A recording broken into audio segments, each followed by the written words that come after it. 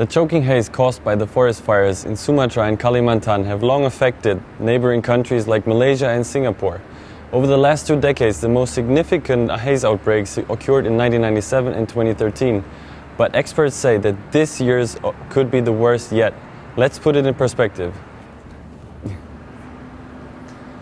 In 1997, 11.7 million hectares of land was burned in Indonesia.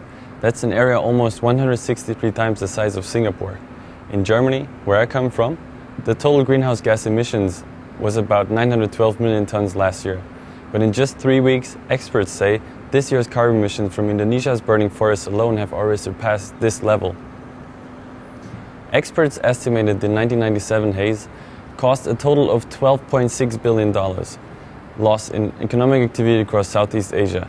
This includes the loss in productivity, tourism, workdays, and higher prices of food. And it looks like this year's haze is going to be worse. The Indonesian government estimated a cost of $47 billion just for Indonesia alone.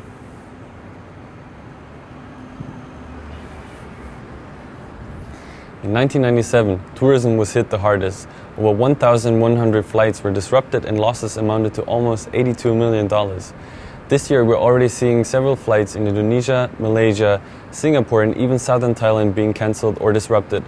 Outdoor eateries and tourist attractions reported a slowing business with income loss of up to 70%.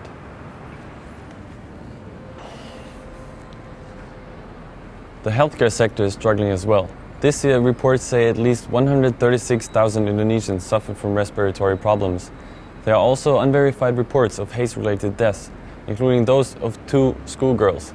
In Singapore, over 17,000 haze-related cases were recorded. The government has already spent $500,000 on subsidies. This year's haze period will lead to an unprecedented economic loss, which has yet to be calculated. But it looks set to be a record-breaking year. After talking so much about the haze, I feel like my throat is burning.